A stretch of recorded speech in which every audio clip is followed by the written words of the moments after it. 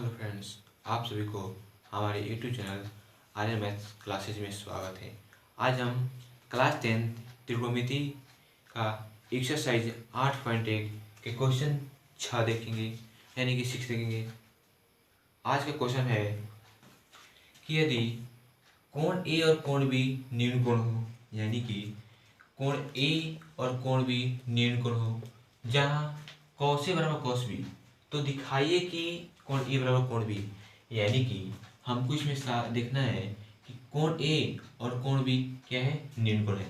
तो न्यून कोण का मतलब हो गया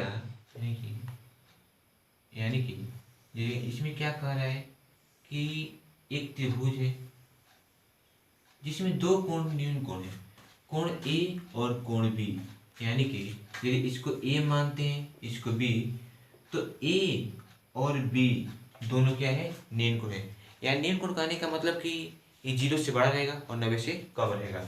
ए भी न्यून कोण है, इसको सी मान लेते हैं, यानी कि तो त्रिभुज ए बी सी में है कोण ए कोण बी दोनों क्या है, न्यून कोण है। जहाँ cos ए बराबर cos बी, और जो कोण ए के लिए जो त्रिकोणमितीय अनुपात बनेगा और कोण बी के लिए जो त्रिकोणमितीय अनुपात बनेगा, उन दोनों क्या है, आपस में बराबर है। तो हमको साबित करना है कि भाई कोण ए और कोण बी आपस में बराबर है। तो इसको बनाने के लिए सबसे पहले लिख लेते हैं।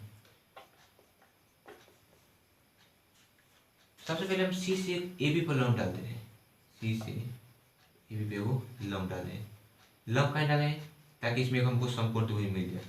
यहाँ पर लंब डाल दिए, इसको मान लेते हैं डी, यानी कि सी डी लंब ए बी डाल दी, यानी कि त्रिभुज ए बी सी में शीर्ष कोण सी से सी डी लंब ए बी डाला। जब ए बी डाल दिए तो यहाँ पर दो त्रिभुज मिल गया, एक समकोण त्रिभुज ए डी ए और ए डी सी, और एक मिल गया बी डी सी। दोनों समकोण त्रिभुज में देखते हैं, यह इसमें cos ए बराबर cos बी, यानी cos ए के लिए देखेंगे, यानी कि जो यहाँ पर ए है, यानी कि दिया है हमारा, दिया है यहाँ पर दिया है कि cos ए बराबर है cos बी के। है कोण ए के लिए cos का सूत्र होता है आधार बटा में कर्ण, यानी कि भाई एंगल ए के लिए आधार हो जाएगा ए डी, यानी कि ए डी बटा में है एंगल ए के लिए है लंब होगा, और यहाँ पर 90 के समला कर्ण, यानी कि ए सी हो जाएगा कर्ण, ए डी बटा में ए सी बराबर है cos बी। cos बी कहने का मतलब यहाँ पर एंगल में बी दिया है, यानी कि यहाँ बी के लिए जब देखेंगे तो बी के सामने लंब हो जाएगा और इसके संलग्न हो जाएगा आधार, यानी कि cos का सूत्र होता है आधार बटा में कर्ण। तो इसका आधार हो जाएगा बी डी बटा में। अब बी है, बी के लिए क्या लंब हो जाएगा और आधार, तो यहाँ पर जो 90 कोण बना है, 90 के सामने हो जाएगा कर्ण, यानी कि इसमें कर्ण क्या होगा, बी सी कर्ण। इसको हम बराबर के मान लेते हैं, इसमें के क्या है, एक वास्तविक संख्या है, यानी कि हम कुछ भी हो सकता है, वास्तविक संख्या है।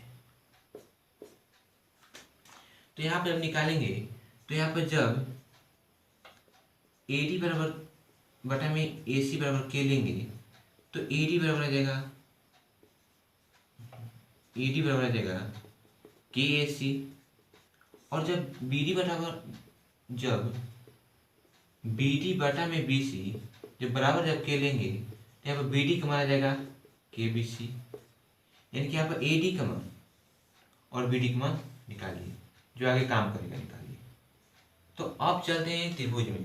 तो यहाँ पर ध्यान से देखेंगे, जो यहाँ पर लंब डाले हैं सी डी, तो सी डी लंब के लिए यहाँ पर दो त्रिभुज बन गया, एक समकोण त्रिभुज ए डी सी हो गया और एक समकोण त्रिभुज बी डी सी हो गया। तो दोनों त्रिभुज में चल के पारा करें और सी डी का मान निकाल लेंगे, दोनों त्रिभुज में चल के सी डी का मान निकालेंगे। तो सी डी का मान कैसे निकलेगा, यानी सबसे पहले चलते हैं त्रिभुज ए डी सी में, त्रिभुज ए डी सी में, ए डी सी में क्या देख रहे हैं, है जो सी डी है ए डी सी त्रिभुज के लंब है, यानी जब सी डी वाले लिखेंगे यानी कि सी डी का स्क्वायर बराबर क्या हो, सी डी यानी लंब, तो लंब का स्क्वायर होता है कर्ण का स्क्वायर माइनस आधार का स्क्वायर। तो इसमें कर दिया ए सी यानी कि ए सी का स्क्वायर माइनस ए डी का स्क्वायर। तो सी डी क्या लिखेंगे, ए सी का स्क्वायर माइनस ए डी का स्क्वायर। यहाँ कौन सूत्र लगा, यहाँ लिख ले रहे हैं कि लंब का स्क्वायर बराबर कर्ण का स्क्वायर माइनस आधार का स्क्वायर, यही सूत्र इसमें लगा है।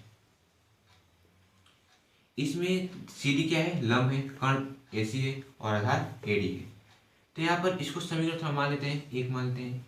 और उसी प्रकार और जब बी डी सी त्रिभुज में चलेंगे तो इसके लिए भी सी डी लंबे है और बी सी कर्ण है और बी डी आधार है। तो त्रिभुज समकोण त्रिभुज बी डी सी में चलते हैं, यानी कि पुनः त्रिभुज बी डी सी में इसमें क्या देखते हैं, जब बी डी सी में चलेंगे तो इसमें जो सी डी होगा, इसमें क्या होगा सी डी, यानी कि सी डी का स्क्वायर बराबर होगा, सी डी का स्क्वायर बराबर होगा, यानी सी डी इसमें लंब है तो लंब बराबर होता है कर्ण का स्क्वायर माइनस आधार का स्क्वायर। तो इसके लिए कर्ण यहाँ पर 90 है तो 90 के सामने कर्ण हो जाएगा, यानी कि बी सी का स्क्वायर माइनस हो जाएगा कर्ण का स्क्वायर माइनस आधार का स्क्वायर, यानी कि बी डी का स्क्वायर माइनस बी डी का स्क्वायर। तो इसको समीकरण 2 मान लेते हैं। और समीकरण एक दूसरे जो कंबाइन करें देखेंगे तो सी डी स्क्वायर में इतना दिया और यहाँ पर सी डी स्क्वायर इतना दिया है, यानी कि दोनों समीकरण में जब एल एच एस बराबर है तो आर एच एस अपने आप बराबर हो जाएगा। तो यहाँ पर लिखेंगे समीकरण